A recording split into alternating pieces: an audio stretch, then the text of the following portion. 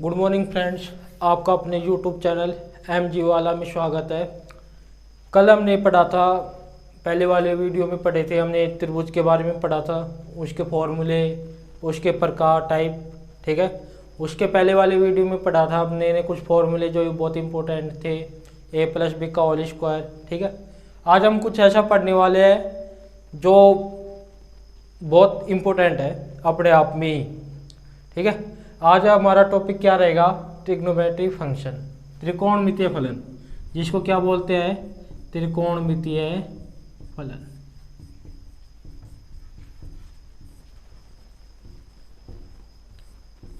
बहुत इम्पोर्टेंट है, it is very very important in 10th class of your school life, ठीक है।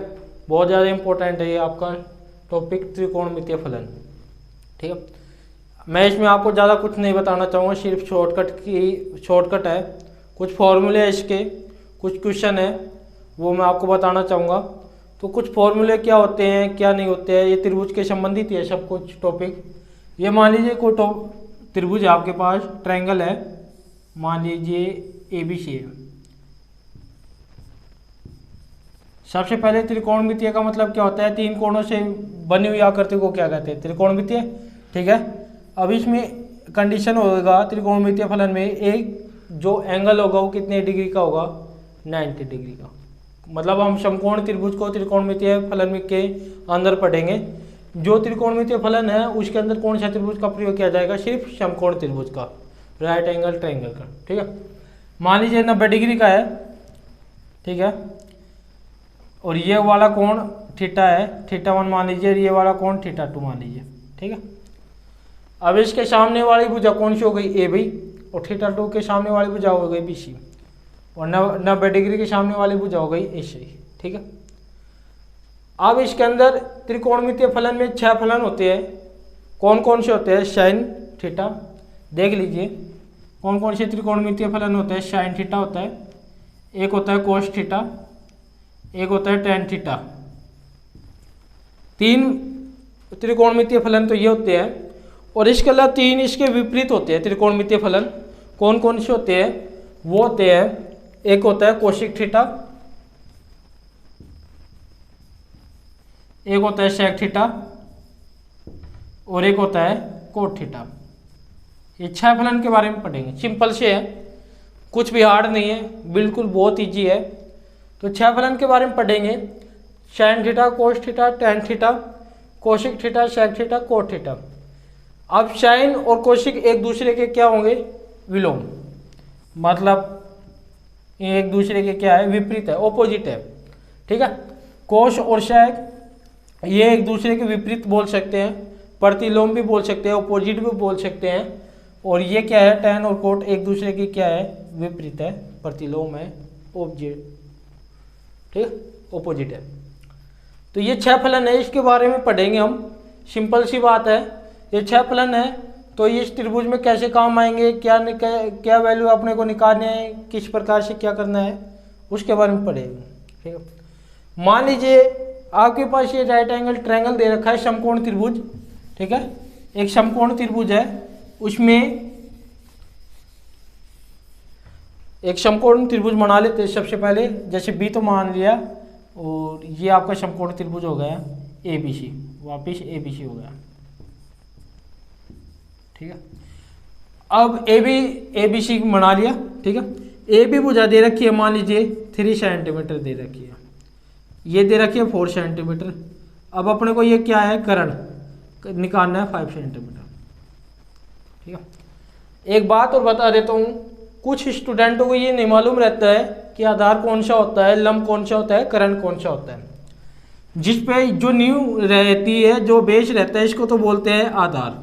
क्या बोलते हैं नीचे वाले को? आधार। मतलब जिस पे लंब टिका रहता है, 90 डिग्री का कोण क्या होता है? टिका रहता है, उसको बोलते हैं आधार। जो 90 डिग्री की जो रेखा होती है उसको बोलते हैं लंब, ठीक है। और जो कर्ण होता है वो 90 डिग्री के सामने वाली भुजा होती है। 90 डिग्री के जस्ट सामने वाली भुजा कौन सी होती है? कर्ण होती है। आप देख सकते हैं ये भुजा और ये भुजा कर्ण की भुजा से हमेशा छोटी रहेगी, मतलब हम कह सकते हैं जो करण होगा वो आधार से भी क्या होगा, बड़ा होगा, और लंब से भी क्या होगा, करण बड़ा होगा, कुछ भी हो। ठीक है, करण हमेशा किससे बड़ा रहेगा, आधार से भी बड़ा रहेगा और लंब से भी क्या रहेगा, बड़ा रहेगा। लेकिन इन दोनों के जोड़ से हमेशा करण क्या रहेगा, छोटा रहेगा। ठीक है, ये भी ध्यान रखना, करण क्या रहेगा, छोटा रहेगा। किन के योग से, आधार और लंब के योग से हमेशा क्या रहेगा, छोटा रहेगा। ठीक है, कुछ कंडीशन है, कुछ अपवाद है, वो भी पढ़ाऊंगा अलग से, लेकिन हमें अभी सिंपल ही लेके चलना है। तो करण कौन सा हो गया, 90 डिग्री के सामने वाली भुजा कौन सी होती है, करण होती है। ठीक है, इसको इंग्लिश में बोलते हैं हाइपोटेन्यूस। और 90 डिग्री जिस पर टिका रहता है उसको बोलते हैं बेस, आधार। 90 डिग्री वाली भुजा को बोलते हैं लंब परपेंडिकुलर लाइन। ठीक है, कोई भी कन्फ्यूजन आपको रहना नहीं चाहिए, सिंपल सी है, कोई दिक्कत नहीं है। अब इस त्रिभुज के अंदर हम क्या पढ़ेंगे, अब sign theta, cos theta, tan theta का जो त्रिकोणमितीय फलन है उनका यूज करना देखेंगे, किस तरीके से उनका यूज किया जाता है और किस तरीके से उनका यूज नहीं किया जाता है, देखना उनका यूज करते हैं।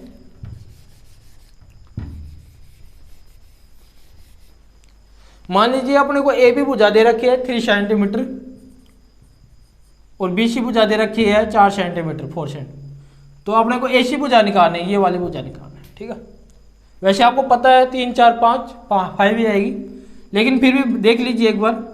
जैसे ए बी दे रखी है 3 सेंटीमीटर, बी सी दे रखी है 4 सेंटीमीटर, तो अपने को क्या निकालनी है, ए सी निकालनी है।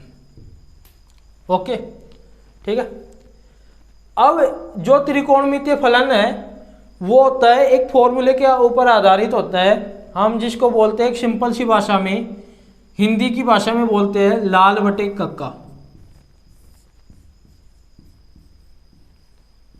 इस फॉर्मूले के आधार पे होता है आधारित, कौन, त्रिकोणमितीय फलन। अब त्रिकोणमितीय फलन का सबसे पहला फलन कौन सा आता है, साइन थीटा वाला आता है। तो साइन थीटा क्या होता है, ये होता है लंब बटे करण। आप देख सकते हो एल से मतलब होता है लंब और के से मतलब होता है करण, तो लंब बटे करण क्या होगा, साइन थीटा होगा। ठीक है, कोस थीटा क्या होगा, कोस थीटा होगा आधार बटे करण, इसको कह सकते हैं कोस थीटा आधार बटे करण। और टैन थीटा क्या होगा, टैन थीटा होगा लंब बटे आधार।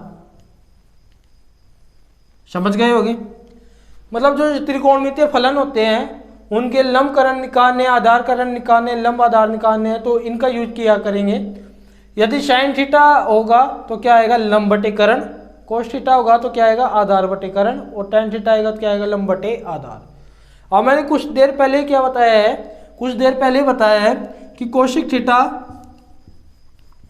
और सेक थीटा और कोट थीटा ये एक दूसरे के रेसिप्रोकल विपरीत होते हैं। किसके, साइन थीटा होगा कोशिक थीटा के विपरीत, कोस थीटा होगा सेक थीटा के विपरीत, और टैन थीटा होगा कोट थीटा के विपरीत।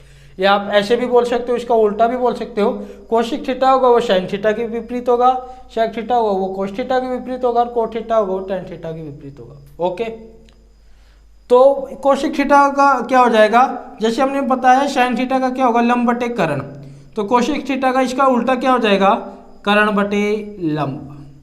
ठीक है, देख लीजिए सेक थीटा का क्या हो जाएगा, करण बटे आधार, और कोट थीटा का क्या हो जाएगा, आधार बटे लंब।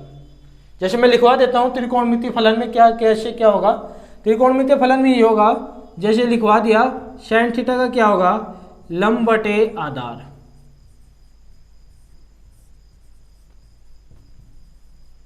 ठीक है, लंब बटे आधार, और साइन थीटा की वैल्यू आ गई। इसके बाद में कोस थीटा क्या होता है, आधार बटे करण, आधार बटे करण। साइन थीटा बराबर क्या हो गया, लंब बटे करण, कोस थीटा बराबर क्या हो गया, आधार बटे करण, तो टैन थीटा बराबर क्या आ जाएगा, टैन थीटा बराबर आ जाएगा लंब बटे आधार।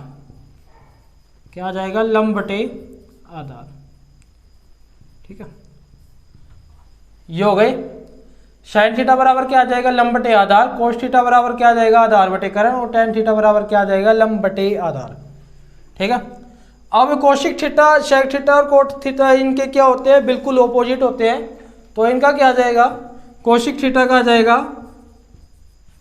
कोशिक थीटा का क्या आ जाएगा, आधार बटे लंब। ये साइन थीटा का क्या होता है, ऑपोजिट होता है। तो इसका क्या आ जाएगा, आधार बटे लंब। सॉरी यहाँ पे क्या आएगा, लंब बटे करण आएगा। मैं आप लोगों से माफ़ी मांगना चाहूँगा, ये लंब बटे करण आएगा। ठीक है ना, हो जाता है लिखते लिखते, कोई दिक्कत नहीं है। तो इसका क्या आ जाएगा, कोशिक थीटा का आ जाएगा करण बटे लंब। ओके, थोड़ा सा यहाँ से कन्फ्यूजन हट जाना चाहिए आपका, क्योंकि साइन थीटा क्या होता है, लंब बटे करण। तो लंब बटे करण मैंने पहले क्या लिख दिया था, लंब बटे आधार लिख दिया था, वो मेरी मिस्टेक थी।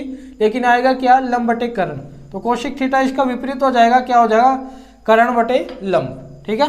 अब इसके आगे क्या है, sec theta. Sec theta is equal to क्या हो जाएगा, ये हो जाएगा करण बटे आधार। और कोट थीटा इसके विपरीत हो जाएगा, टेन थीटा के, ये हो जाएगा आधार बटे लंब।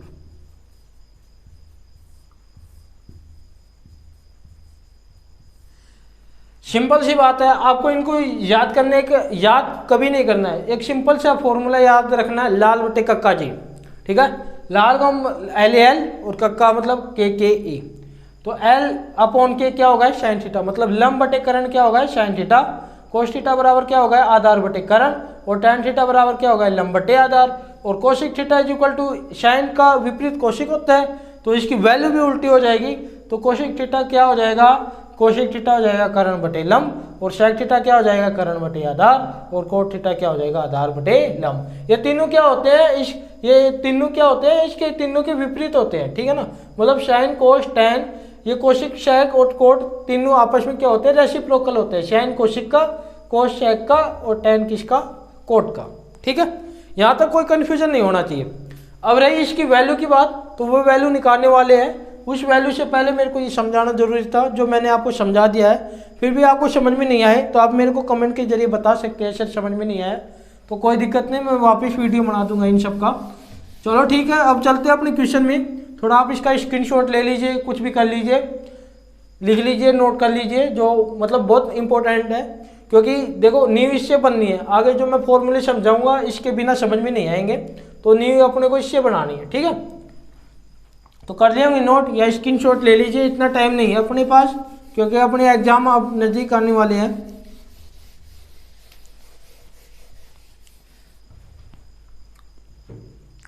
अब देखो ये 3 सेंटीमीटर था, अपने को ये वैल्यू निकालनी है।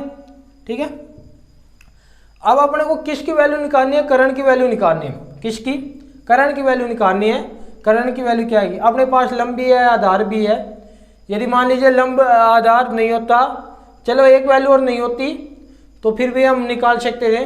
लेकिन मैंने आपको एक फॉर्मूला और समझा रखा था, उससे पहले वाले वीडियो में बता रखा था, करण का स्क्वायर इज इक्वल टू क्या होता है, आधार का स्क्वायर प्लस लंब का स्क्वायर। ये फॉर्मूला और मैंने पहले वाले वीडियो में आपको बहुत अच्छी तरीके से समझाया था। फिर भी आपने देखा नहीं होगा वीडियो तो जरूर देखना है, कैसे क्या समझाया कैसे नहीं समझाया। पहले वाली वीडियो को आपको देखना जरूर है, क्योंकि इसी में आपको इसी फॉर्मूले का मैंने वर्णन कर दिया था। ठीक है, अब देखो करण की वैल्यू निकालनी है, एसी की वैल्यू निकालनी है अपने को। तो एसी की वैल्यू क्या आ जाएगी, AC square is equal to क्या आ जाएगा, एसी का स्क्वायर इज इक्वल टू आ जाएगा, आधार क्या अपने पास 4 सेंटीमीटर का आधार है, प्लस ओलम क्या है 3, बीसी की वैल्यू कितनी है 3।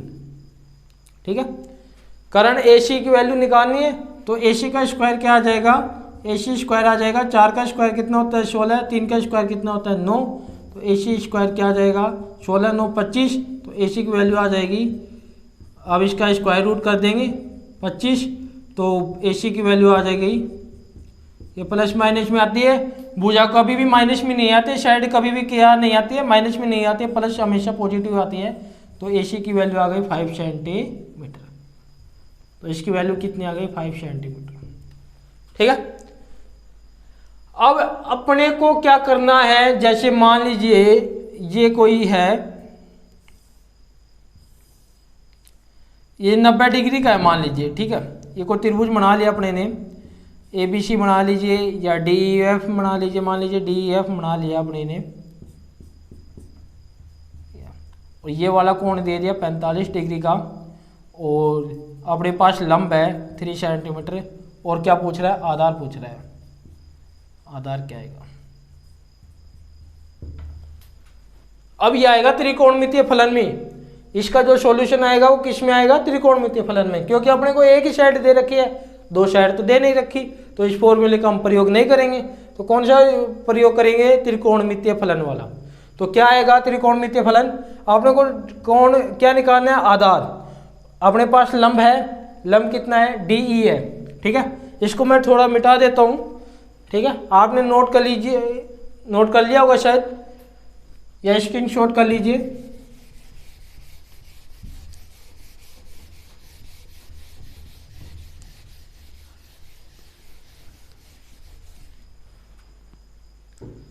देखो इसमें अपने को क्या निकालना है, आधार। अपने पास क्या है, लंब, ठीक है।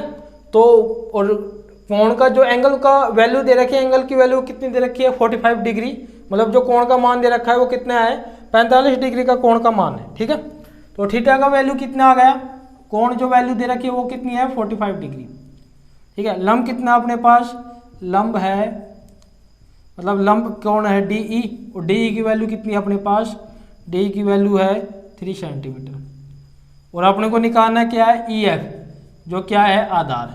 मतलब आधार की वैल्यू अपने को क्या करनी है, निकालनी है, और आधार EF है, और इसकी वैल्यू अपने को निकालनी है, ठीक है। इसकी वैल्यू अपने को क्या करनी है, निकालनी है। तो क्या करना है अपने को, सबसे पहले अपने को एक ऐसा ध्यान में रखना है कि जो वैल्यू दे रखी है और जो वैल्यू निकालनी है, उन दोनों के बीच में कौन सा फलन आना चाहिए। तो देखना साइन थीटा तो आएगा नहीं, क्योंकि उसमें क्या आता है, लंब और कर्ण आते हैं, कर्ण अपने को कोई मतलब ही नहीं है। कोस थीटा में क्या आएगा, आधार और कर्ण आएंगे, उससे अपने को कोई मतलब ही नहीं है। लेकिन टेन थीटा एक ऐसा फलन है जिसमें लंब भी आएगा और आधार भी आएगी, मतलब एक वैल्यू जो अपने को दे रखी है वो भी आएगी, एक वैल्यू जो अपने को निकालनी है वो भी आएगी। तो टेन थीटा का मैंने बता रखा है, क्या बता रखा है, टेन थीटा का मैंने बता रखा है लंब बटे आधार, लंब बटे आधार। अब इसमें वैल्यू रखने, कुछ नहीं करना है। थीटा की वैल्यू कितनी है, थीटा की वैल्यू है 45 डिग्री। लंब कितना है, 3 सेंटीमीटर, और आधार क्या है, EF है अपने पास। अब देखो ये अपने पास एक सारणी होती है जिसमें tan 45 डिग्री, sin 45 डिग्री, मतलब sin 45, cos 45, cos 60, cos 90, sin 90, वो सारणी भी मैं आपको पढ़ाने वाला हूँ, अगले वीडियो में मिलेंगे उस सारणी के साथ में, ठीक है। तो मैं यहाँ पे डायरेक्ट वैल्यू लिख देता हूँ। tan 45 की वैल्यू होती है 1 सेंटीमीटर होती है, तो 3/EF। एक होती है tan 45 की वैल्यू, EF को अब वज्र गुणा या क्रॉस मल्टीप्लाई कर देंगे, 1/1, EF को 1 से मल्टीप्लाई करेंगे तो EF, और क्या आ जाएगा EF, और 3 को 1 के साथ करेंगे 3, तो जो अपने पास आधार है वो कितना आ जाएगा, 3 सेंटीमीटर है, ठीक है, ये आ जाएगा। आपको इसको अच्छे तरीके से समझना, अपने को लंब दे रखा है, लंब 3 सेंटीमीटर और आधार अपने को निकालना है। तो tan थीटा एक ऐसा फलन है जो लंब और आधार में दोनों में रिलेशनशिप दिखाता है। तो tan 45 की वैल्यू हो गई 3/EF। tan 45 की वैल्यू अपने को पता है, एक होती है, उसका वीडियो मैं बनाने वाला हूँ, अगले नेक्स्ट वीडियो में देख लेना। वो जो इसका जो सारणी की सारी वैल्यू होगी, tan 45, cos 60, sin 90, cot 45, cot 90, इन सब की वैल्यू मैं आपको बताऊंगा, नेक्स्ट वीडियो में देखने को मिलेगी। 3/EF, तो EF इज इक्वल टू क्या आ गया, 3 सेंटीमीटर, तो आधार क्या आ गया, 3 सेंटीमीटर। तो मेरे हिसाब से आपको ये सब समझ में आ गया होगा। यदि फिर भी आपको समझ में नहीं आया होगा तो आप मेरे को कमेंट के जरिए बता सकते हैं कि सर क्या प्रॉब्लम है। तो आप जो भी प्रॉब्लम वहाँ लिखोगे तो मैं आपको मतलब नेक्स्ट वीडियो में दोबारा अच्छे तरीके से समझा पाऊँगा। लेकिन आप देखोगे नहीं, वीडियो को देखोगे नहीं तो आपको प्रॉब्लम भी समझ में नहीं आएगी। यदि आप कंप्लीट वीडियो देखोगे जब भी तो प्रॉब्लम आएगी। तो आप ज़्यादा से ज़्यादा इन वीडियो को देखें, अपने सॉल्यूशन सीखें, और कुछ भी प्रॉब्लम आए तो आप कमेंट के जरिए मेरे को बताएं, मैं आपका ज़रूर सॉल्यूशन करूँगा। Okay, thank you very much.